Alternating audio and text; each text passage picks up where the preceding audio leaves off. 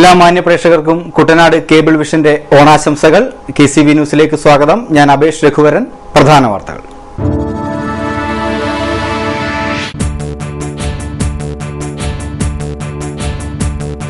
Kuttanad package നടത്തിപ്പിലെ പരാജയമാണ് കുട്ടനാട് വെള്ളത്തിൽ മുങ്ങാൻ കാരണമെന്ന് CPIM ജില്ലാ സെക്രട്ടറി CB ചന്ദ്രബാബു.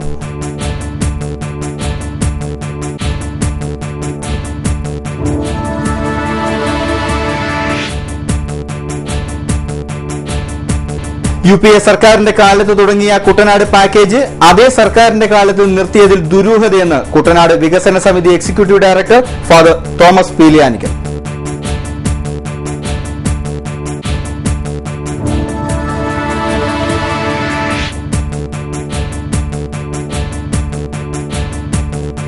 സമരം തന്നെ ജീവിതം.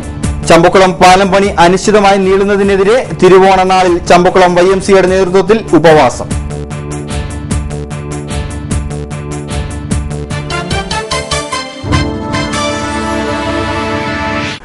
വാർത്തകൾ വിശദമായി. കുട്ടനാട് പാക്കേജ് സമയബന്ധിതമായി പൂർത്തീകരിച്ചിരുന്നെങ്കിൽ കുട്ടനാട് വെള്ളത്തിൽ മുങ്ങിത്താഴുന്ന അവസ്ഥ ഉണ്ടാവില്ലായിരുന്നുവെന്ന് CPIM ജില്ലാ സെക്രട്ടറി CB ചന്ദ്രബാബു കൈനഗിരിയിൽ KCV വാർത്തകളോട് സംസാരിക്കുകയായിരുന്നു അദ്ദേഹം. കുട്ടനാട്ടുകാർ 2 മാസത്തിനിടെ 3 വെള്ളപ്പൊക്കം നേരിടേണ്ടി വന്നിരിക്കുകയാണ്. ആലപ്പുഴ ചങ്ങനാശ്ശേരി കനാൽ തുറക്കാൻ സാധിച്ചിരുന്നെങ്കിൽ കുട്ടനാട്ടിലെ വെള്ളപ്പൊക്കം നിയന്ത്രിക്കുവാൻ സാധിച്ചേനെ. എന്നാൽ പാക്കേജ് കൊണ്ട് പണമുണ്ടാക്കാൻ ശ്രമിച്ചതാണ് കുട്ടനാട് പാക്കേജ് നീണ്ടുപോകാൻ കാരണമായതെന്നും അദ്ദേഹം പറഞ്ഞു. കുട്ടനാടിന്റെ ഇന്നത്തെ പ്രശ്നങ്ങൾക്ക് വലിയൊരു പരിഹാരം കാണാൻ കഴിയുമായിരുന്ന കുട്ടനാട് പാക്കേജ് ലക്ഷ്യം തെറ്റിയതിന്റെ കെടുതിയാണെന്നിപ്പോൾ കുട്ടനാട്ടിലെ ജനങ്ങൾ അനുഭവിച്ചുകൊണ്ടിരിക്കുന്നു. യഥാർത്ഥത്തിൽ ഈ പ്രളയം നമ്മൾ വാങ്ങി ഇപ്പോൾ ജനങ്ങളുടെ മുമ്പിലേക്ക് കൊടുത്തതാണ്. അത് ഒഴിവാക്കാമായിരുന്നു. കുട്ടനാടിന്റെ സമഗ്രമായ പുരോഗതിക്ക് ഉതകുന്ന പദ്ധതിയാണ് സ്വാമിനാഥൻ ഫൗണ്ടേഷൻ തയ്യാറാക്കിയത്. പക്ഷേ നടപ്പാക്കുന്നതിൽ യാതൊരു ജാഗ്രതയും ഉത്തരവാദിത്വവും ഭരണാധികാരികൾ കാണിച്ചില്ല എന്നുള്ളതാണ് വസ്തുത. കാരണം അതിന്റെ മുൻഗണന പ്രിയോറിറ്റി എന്താണ് എന്ന് തീരുമാനിക്കുന്നതിന് പകരം അഴിമതി നടത്താനുള്ള ചില മേഖലയിൽ ചില നിർമ്മാണ പ്രവർത്തനങ്ങൾ നടത്തുകയും ചില വിതരണ പദ്ധതികൾ നടപ്പാക്കുകയും ചെയ്തതല്ലാതെ കുട്ടനാടിന്റെ യഥാർത്ഥ പ്രശ്നങ്ങൾക്ക് പരിഹാരം കാണാനുള്ള യാതൊരു സമീപനവും സ്വീകരിച്ചിട്ടില്ല. പ്രളയജലം ഒഴുക്കി യഥാർത്ഥത്തിൽ ഈ കുട്ടനാടിന്റെ ഇന്നത്തെ ഈ ദുസ്ഥിതി ഒഴിവാക്കുന്നതിനാവശ്യമായ ഒട്ടേറെ കാര്യങ്ങളുണ്ടായിരുന്നു. ആലപ്പുഴ ചങ്ങനാശ്ശേരി കനാൽ അതിന്റെ ആഴം വർദ്ധിപ്പിച്ച് അതിന്റെ ഒഴുക്ക് സുഗമമാക്കുന്ന അടക്കമുള്ള, അതുപോലെ തന്നെ CD ബ്ലോക്കിലെ ജലം ഒഴുകിപ്പോകുന്നതിനുള്ള സംവിധാനം, അതുപോലെ ബണ്ടുകളുടെ മട വീഴാതെ പാടശേഖരങ്ങൾ സംരക്ഷിക്കാനുള്ള സംവിധാനം, ഇതെല്ലാം ശ്രദ്ധിച്ചിരുന്നുവെങ്കിൽ ഈ ദുസ്ഥിതി ഇപ്പോൾ ഉണ്ടാകുമായിരുന്നു. ഇപ്പോൾ 1 മാസത്തിലേറെ കാലമായി ജനങ്ങൾ അങ്ങേയറ്റം ദുരിതമനുഭവിക്കുകയാണ്. ഈ പ്രളയകാലത്ത് ഇവിടെ വന്ന് മുഖ്യമന്ത്രി നടത്തിയ പ്രഖ്യാപനം പോലും നടപ്പാവുന്നില്ല എന്നുള്ളതാണ് വസ്തുത. 2008 ജൂലൈ 24 UPA അനുവദിച്ച കുട്ടനാട് പാക്കേജ് അതേ സർക്കാരിന്റെ കാലത്ത് തന്നെ അവസാനിച്ചു എന്ന വിവരം കേരള സർക്കാർ മറച്ചുവെച്ചതിൽ ദുരൂഹതയുണ്ടെന്ന് കുട്ടനാട് വികസന സമിതി എക്സിക്യൂട്ടീവ് ഡയറക്ടർ ഫാദർ തോമസ് പീലിയാനിക്കൽ പറഞ്ഞു. 2012 ജൂലൈയിൽ തന്നെ കുട്ടനാട് പാക്കേജിന്റെ പ്രവർത്തനം അവസാനിച്ചുവെന്ന് കൊടിക്കുന്നിൽ സുരേഷ് MPയുടെ ചോദ്യത്തിന് മറുപടിയായി കേന്ദ്ര കൃഷി വകുപ്പ് സഹമന്ത്രി ഡോക്ടർ സഞ്ജീവ് കുമാർ പാർലമെന്റിൽ അറിയിക്കുകയുണ്ടായി. ഈ വിവരം കേരള സർക്കാർ യഥാസമയം ജനങ്ങളെയും ജനപ്രതിനിധികളെയും അറിയിച്ചിരുന്നെങ്കിൽ പാക്കേജിന്റെ കാലാവധി നീട്ടിവാങ്ങാൻ സാധിക്കുമായിരുന്നു. കുട്ടനാട് പാക്കേജിന്റെ പ്രവർത്തനം എന്ന് നിന്നുപോയി എന്നതിനെ സംബന്ധിച്ച് സർക്കാർ ധവളപത്രം ഇറക്കണം. തണ്ണീർമുക്ക ബണ്ട് നവീകരണ പദ്ധതിയടക്കം ഇപ്പോൾ നടന്നുകൊണ്ടിരിക്കുന്ന പദ്ധതികളുടെ ഭാവി എന്താകുമെന്ന് ഫാദർ തോമസ് പീലിയാനിക്കൽ ചോദിച്ചു. മാമ്പുഴക്കരിയിൽ KCV വാർത്തകളോട് സംസാരിക്കുകയായിരുന്നു അദ്ദേഹം. കുട്ടനാട് പാക്കേജിന്റെ പ്രവർത്തനം 2012 ജൂലൈ മാസത്തിൽ നിർത്തിവെച്ചുവെന്ന് കഴിഞ്ഞ ജൂലൈ 15 തീയതി ഈ പാർലമെന്റ് സമ്മേളനത്തിൽ കേന്ദ്ര കൃഷി സഹമന്ത്രി പ്രസ്താവിക്കുകയുണ്ടായി. ശ്രീ കൊടിക്കുന്നിൽ സുരേഷ് MPയുടെ ചോദ്യത്തിന് മറുപടിയാണ്. അദ്ദേഹം ആ മറുപടി പറയുന്നത് കുട്ടനാട് പാക്കേജിന്റെ പ്രവർത്തനം ഈ 2012 ജൂലൈയിൽ നിർത്തിവെക്കുകയും അതോടൊപ്പം തന്നെ സംസ്ഥാനത്തു നിന്ന് ഇറിഗേഷൻ വകുപ്പിന്റെ പ്രവർത്തനങ്ങളെക്കുറിച്ചുള്ള റിപ്പോർട്ടുകൾ കേന്ദ്രത്തിന് ലഭിച്ചിട്ടില്ല എന്നുമാണ്. ഇപ്പോൾ ഈ പാക്കേജ് 2008 ജൂലൈ 24 കേന്ദ്രം അനുവദിക്കുമ്പോൾ UPA ഗവൺമെന്റാണ് അനുവദിച്ചത്. അന്ന് പറഞ്ഞിരുന്നത് ഇത് 5 വർഷത്തെ പാക്കേജ് എന്നാണ്. അങ്ങനെയെങ്കിൽ അതേ UPA ഗവൺമെന്റ് തന്നെ ഈ 4 വർഷമായപ്പോൾ അകാലത്തിൽ എന്തുകൊണ്ട് ഈ പാക്കേജ് നിർത്തിവെച്ചു? ഇത് നമുക്ക് അറിയേണ്ട ഒരു വിവരമാണ്. രണ്ടാമത് അങ്ങനെ 2012 നിർത്തിവെച്ചെങ്കിൽ സംസ്ഥാന ഗവൺമെന്റിനെ കേന്ദ്രം അറിയിച്ചിട്ടുണ്ടോ? സംസ്ഥാന ഗവൺമെന്റ് ഇത് അറിഞ്ഞിട്ടുണ്ടോ ഏതെങ്കിലും വഴിയിൽ? ഇല്ലെന്ന് വരികയിൽ ഇവിടെ അതിനുശേഷം നടന്ന നിർവഹണങ്ങളെല്ലാം നിർമ്മാണ പ്രവർത്തനങ്ങളെല്ലാം അത് ഈ പാക്കേജിൽ പെടുത്തിയാണോ അതോ അത് അറിയാതെ ചെയ്തതാണോ, ഈ കാര്യങ്ങളെല്ലാം നമുക്ക് സംശയകരമാണ്. ഇപ്പോൾ ഈ ജൂലൈ 15-ാം തീയതി കിട്ടിയ മറുപടി 2 മാസമാകാൻ പോകുന്നു. നമ്മളെ കൊടിക്കുന്നിൽ സുരേഷ് MP ഈ കാര്യം പോലും പൊതുജനങ്ങളെ അറിയിക്കുകയോ ഗവൺമെന്റിനെ അറിയിക്കുകയോ ചെയ്തതായിട്ട് നമുക്ക് അറിയുന്നില്ല. ഞങ്ങൾ ഡൽഹിയിൽ നിന്ന് വിവരാവകാശ നിയമപ്രകാരം അവിടെ ഒരാൾ എടുത്ത ആ മറുപടി ഞാൻ എടുക്കുകയായിരുന്നു. ഇപ്പോഴാണ് കാര്യങ്ങൾ നമുക്ക് മനസ്സിലാക്കാൻ സാധിച്ചത്. ഏതായാലും ഇത് സംബന്ധിച്ച് ധവളപത്രം ഈ സംസ്ഥാന ഗവൺമെന്റ് പുറപ്പെടുവിക്കണം. ഈ വരുന്ന 16-ാം തീയതി തണ്ണീർമുക്കം മണ്ണിലെ നിർമ്മാണ ജോലികൾ മുഖ്യമന്ത്രി ഉദ്ഘാടനം ചെയ്യുകയാണ്. പാക്കേജ് നിലവിലുണ്ടോ, അതോ പാക്കേജിനെ വീണ്ടും നീട്ടി വാങ്ങിച്ചിട്ടുണ്ടോ? വാങ്ങിച്ചിട്ടുണ്ടെങ്കിൽ 15-ാം തീയതി മറുപടിയിൽ അത് പറയുന്നില്ല. 15-ാം തീയതി ലഭിച്ച മറുപടിയിൽ പാക്കേജ് ഇപ്പോൾ ഇല്ല എന്ന അർത്ഥത്തിലാണ് കേന്ദ്ര കൃഷി സഹമന്ത്രി മറുപടി കൊടുത്തിരിക്കുന്നത്. ചമ്പക്കുളം പാലം അടിയന്തരമായി പൂർത്തിയാക്കണമെന്നാവശ്യപ്പെട്ട് തിരുവോണ നാളിൽ ഉപവസിച്ചു. ചമ്പക്കുളം YMCA നേതൃത്വത്തിലാണ് ഉപവാസ സമരം നടന്നത്. കഴിഞ്ഞ കുറെ മാസങ്ങളായി ചമ്പക്കുളം പാലത്തിന്റെ നിർമ്മാണ പ്രവർത്തനങ്ങൾ മുടങ്ങിക്കിടക്കുകയാണ്. നാടിന്റെ വികസന സ്വപ്നമായ ചമ്പക്കുളം പാലം പണി പുനരാരംഭിച്ച് അടിയന്തരമായി പൂർത്തീകരിക്കണം എന്നാവശ്യപ്പെട്ടാണ് സമരം നടത്തിയത്. ഫാദർ തോമസ് പീലിയാനിക്കൽ ഉപവാസ സമരം ഉദ്ഘാടനം ചെയ്തു.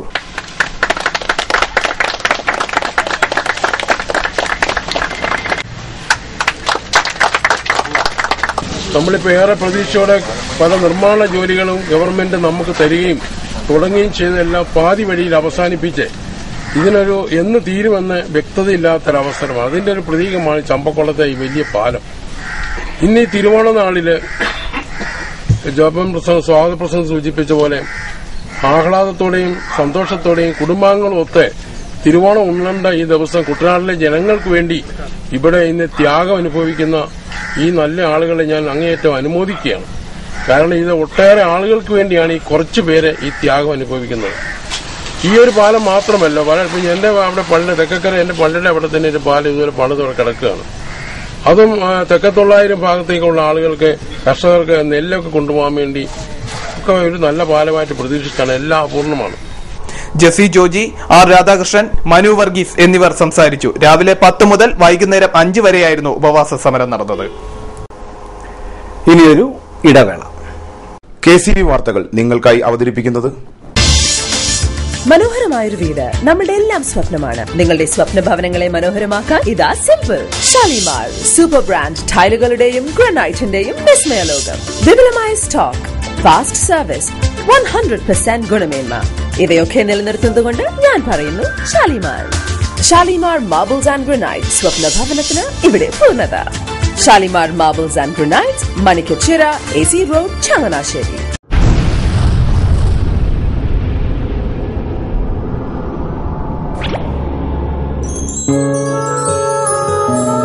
സ്വപ്ന ജ്വല്ലറി ചങ്ങനാശ്ശേരി, സംശുദ്ധിയുടെ അരനൂറ്റാണ്ട് കാലത്തെ പാരമ്പര്യം.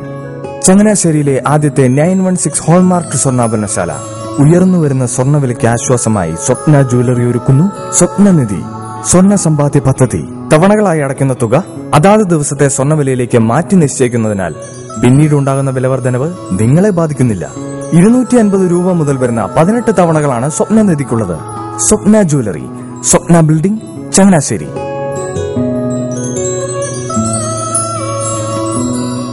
എന്റെ മോഹനേട്ടാ, എളുപ്പ വഴികളും കുറുക്കു വഴികളും നോക്കി പോകുമ്പോഴാ നമ്മളെ ആരെങ്കിലും പറ്റിക്കണത്. എന്നെ ഇന്നവരാരെങ്കിലും പറ്റിച്ചിട്ടുണ്ടോ? കാരണം എന്താ? എനിക്ക് ബുദ്ധിയുണ്ട്. അനു തിരക്കിലായിരിക്കുമല്ലേ? അതെ. അനുവിനെ കഴിഞ്ഞ ആഴ്ച ആലപ്പുഴയിലെ മുല്ലക്കൽ പ്രിൻസ് ജുവലറിയിൽ നിൽക്കുന്നത് കണ്ടിരുന്നല്ലോ. അതെ, ഞാൻ അവിടെ നിന്നാണ് സ്വർണ്ണാഭരണങ്ങൾ വാങ്ങാറുള്ളത്. അതെന്താ, മറ്റൊരുപാട് ജുവലറികൾ അവിടെ ഉണ്ടല്ലോ, പിന്നെന്താ മുല്ലക്കൽ പ്രിൻസ് ജുവലറിയിൽ നിന്ന് തന്നെ സ്വർണ്ണാഭരണങ്ങൾ വാങ്ങുന്നത്? അതെല്ലാവർക്കും അറിയാവുന്ന കാര്യമല്ലേ. ഗുണമേന്മയിലും വിശ്വസ്തതയിലും 2 പതിറ്റാണ്ടിന്റെ പാരമ്പര്യമുള്ള മുല്ലക്കൽ പ്രിൻസ് ജുവലറിയിലെ ഏറ്റവും ചെറിയ ആഭരണങ്ങളിൽ പോലും 916 BIS ഹോൾമാർക്ക് മുദ്ര ഉറപ്പുവരുത്തുന്നു. ആരുടെയും സങ്കല്പത്തിന് അനുയോജ്യമായ വ്യത്യസ്തതരം ഡിസൈൻസ്. അങ്ങനെയാവുമ്പോൾ പണിക്കൂലി കൂടുതലായിരിക്കും അല്ലേ? ഏറ്റവും കുറഞ്ഞ പണിക്കൂലി മാത്രമല്ല, 916 BIS ഹോൾമാർക്കഡ് സ്വർണ്ണാഭരണങ്ങൾ മാറ്റി വാങ്ങുമ്പോൾ വിലയിലോ തൂക്കത്തിലോ കുറവ് വരുന്നില്ല. അപ്പോൾ ശരിക്കും ഹീറോ മുല്ലക്കൽ പ്രിൻസ് ജുവലറി ആണല്ലേ? അത് പിന്നെ പറയാനുണ്ടോ? 100% BIS ഹോൾമാർക്കഡ് സ്വർണ്ണാഭരണങ്ങൾ വിൽക്കുന്ന സ്വർണ്ണാഭരണശാല. Prince jewellery, Mullakkal, Alappuzha. വാർത്തകൾ തുടരുന്നു. കേരളീയരുടെ ഉത്സവകാലത്ത് കാണാറുള്ള ഒരു കാഴ്ച ഇപ്പോൾ കാണാം. എത്ര മണിക്കൂർ വേണമെങ്കിലും മലയാളികൾ ക്ഷമയോടെ കാത്തു നിൽക്കും എന്നതിന്റെ ഉദാഹരണമാണ് ഇവിടെ. വിദേശ മദ്യ ഷാപ്പുകൾക്ക് മുമ്പിൽ ഒരേ ആഗ്രഹത്തോടെ ഒരേ മനസ്സോടെയാണിവർ ഇവിടെ ക്യൂ നിൽക്കുന്നത്. ഇരുചക്ര വാഹനങ്ങളിൽ യാത്ര ചെയ്യുമ്പോൾ ഹെൽമറ്റ് ഉപയോഗിക്കാത്തവർ പലരും അത് ഉപയോഗിക്കുന്നതാവട്ടെ വിദേശ മദ്യശാലകൾക്ക് മുമ്പിലും. ബാറുകളും ബിവറേജസ് കോർപ്പറേഷന്റെ ഔട്ട്ലെറ്റുകളും അടച്ചുപൂട്ടിയാൽ എന്ത് ചെയ്യുമെന്ന ചോദ്യത്തിന് ചിലരുടെ മറുപടി ഇങ്ങനെ: ശക്തമായുള്ള പരിപാടിയില്ല നടന്നുകൊണ്ടിരിക്കുന്നത്. പിന്നെ ഇതില്ല, പിന്നെ ഓണം അതെങ്ങനെ ഒരെണ്ണം അടിക്കാതെങ്ങനെ ഇങ്ങനത്തെ ഫംഗ്ഷനൊക്കെ കിടക്കുന്നത്? ഇതില്ലാതെ ഒരു ഓണവും ഇല്ല. അടച്ചു കൂട്ടി കഴിഞ്ഞാൽ എന്തോ ചെയ്യാനാ? കിട്ടുന്നിടത്ത് നിന്ന് മേടിക്കും. അത്രേ ഉള്ളൂ. അടുത്ത ഇനി എവിടെ മാറ്റുവാണ് കിട്ടുന്നിടത്ത് മേടിക്കുക. എന്തായാലും ബാറുകൾ പൂട്ടിയതോടുകൂടി ഓണക്കാലത്ത് വിദേശ മദ്യശാലകളിൽ കച്ചവടം പൊടിപൊടിച്ചു. അടുത്ത ഓണത്തിന് ഇന്ന് തുറന്നു പ്രവർത്തിക്കുന്ന മദ്യശാലകൾ ഉണ്ടാകുമോ എന്ന് ഉറപ്പു പറയാൻ സാധിക്കാത്തതുകൊണ്ട് കുടിക്കാൻ പറ്റുന്നത്ര കുടിക്കുവാനാണ് ഇവരുടെ തീരുമാനം. സംസ്ഥാനത്ത് തുറന്നു പ്രവർത്തിച്ച വിവിധ വിദേശ മദ്യശാലകളിലേക്ക് യുവമോർച്ച പ്രവർത്തകർ തിരുവോണ നാളിലും മാർച്ച് നടത്തി. എന്തൊക്കെയായാലും ബിവറേജസ് കോർപ്പറേഷന്റെ വിൽപ്പനശാലകളിൽ നീണ്ട അച്ചടക്കമുള്ള ക്യൂ ആയിരുന്നു തിരുവോണ നാളിൽ. മദ്യപാനം ശീലമാക്കിയ മലയാളികൾ അതിന്റെ പേരിൽ കലഹിക്കുമെങ്കിലും സാധനം വാങ്ങാൻ നിൽക്കുന്നത് അങ്ങേയറ്റം അച്ചടക്കത്തോടെ തന്നെ.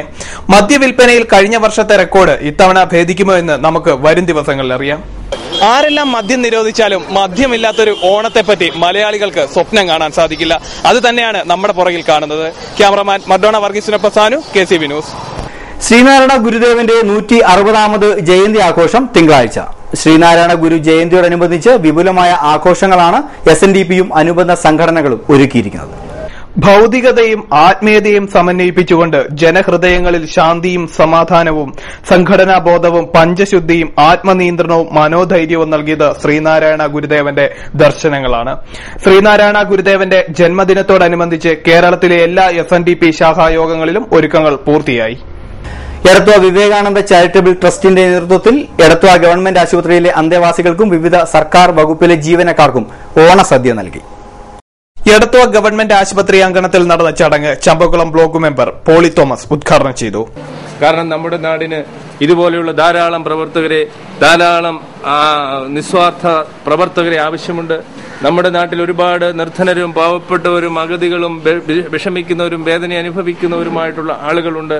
നമ്മുടെ സമൂഹത്തിൽ അവർക്കൊക്കെ സഹായം ചെയ്യുവാനായിട്ട് വേദികളും അവസരങ്ങളും ഒക്കെ ഉണ്ടെങ്കിൽ പോലും അതിലേക്ക് അവർക്ക് എത്തിപ്പെടുവാനുള്ള സാഹചര്യങ്ങളോ വിദ്യാഭ്യാസമോ അല്ലെങ്കിൽ സാമ്പത്തിക സ്ഥിതിയോ ഇല്ലാത്ത ആളുകൾക്ക് അവർക്കൊസം ഇവിടെ ഈ പാവപ്പെട്ടവരെ അല്ലെങ്കിൽ നിർധനരായ ആളുകളെ ഓർക്കുവാനായിട്ട് നിങ്ങൾ കാണിച്ച ഈ വലിയ മനസ്സിനെ ഞാൻ ഇവിടുത്തെ മുഴുവൻ ആളുകളുടെ പേരിലും നന്ദിയും കടപ്പാടും സ്നേഹവും രേഖപ്പെടുത്തിക്കൊണ്ട് ഡോക്ടർ പ്രേമ ആശുപത്രിയിലെ അന്തേവാസികൾക്ക് ഓണക്കോടി വിതരണം ചെയ്തു.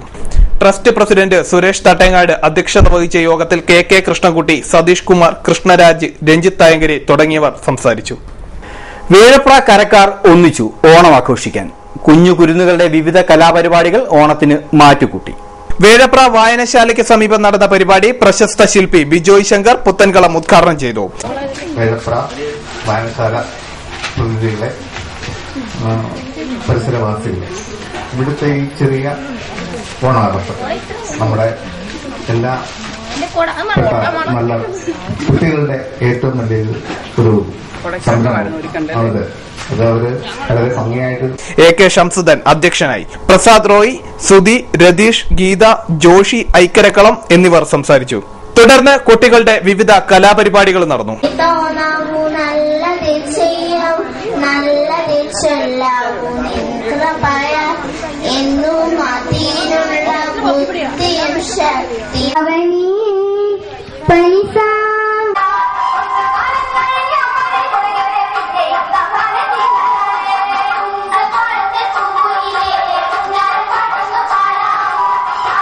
ഇനി ചരമവാർത്തകൾ. എടത്വ 28 ചിറ കേശവൻ ദാമോദരൻ നിര്യാതനായി. 74 വയസ്സായിരുന്നു. സംസ്കാരം ബുധനാഴ്ച 10-ന് 12-ാം നമ്പർ SNDP ശ്മശാനത്തിൽ. കൈനടി കൊച്ചുകുഴിക്കാട്ടിൽ ആന്റണി നിര്യാതനായി. 52 വയസ്സായിരുന്നു. സംസ്കാരം തിങ്കളാഴ്ച 10-ന് കൈനടി സെന്റ് മേരീസ് ദേവാലയ സെമിത്തേരിയിൽ. പ്രധാന വാർത്തകൾ ഒരിക്കൽ കൂടി.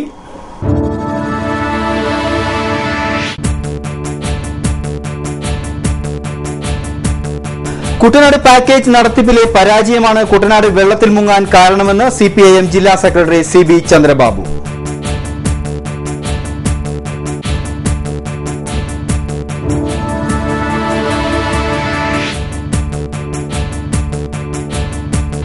UPA സർക്കാരിന്റെ കാലത്ത് തുടങ്ങിയ കുട്ടനാട് പാക്കേജ് അതേ സർക്കാരിന്റെ കാലത്ത് നിർത്തിയതിൽ ദുരൂഹതയെന്ന് കുട്ടനാട് വികസന സമിതി എക്സിക്യൂട്ടീവ് ഡയറക്ടർ ഫാദർ തോമസ് പീലിയാനിക്കൽ.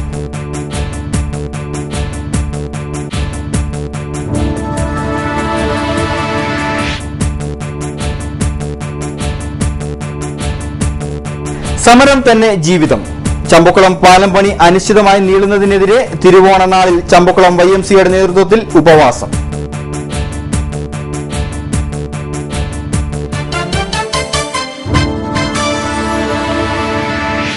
ഇതോടെ ഈ വാർത്താ ബുള്ളറ്റിൻ അവസാനിക്കുന്നു.